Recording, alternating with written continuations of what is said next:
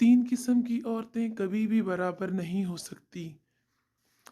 پہلی، وہ عورت جس کا قدو آئیڈیل صحابیات ہوں، اور وہ عورت جس کا قدو اداکارائیں اور گلوکارائیں ہوں۔ نمبر دو، وہ عورت جس کی عبایا باعث حیا اور پروقار ہو، اور وہ عورت جس کا لباس باعث اظہار زینت اور فتنہ ہو۔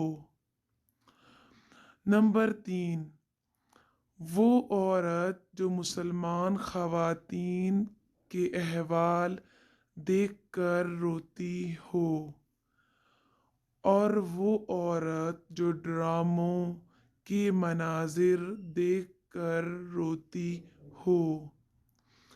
اللہ پاک ہماری بہنوں، بیٹیوں اور ماؤں کے دلوں کو اپنی فرما برداری پر ثابت قدم فرمائے۔ آمین، اللہم آمین یا رب العالمین۔ چینل کو لازمی سبسکرائب کریں۔ اللہ حافظ۔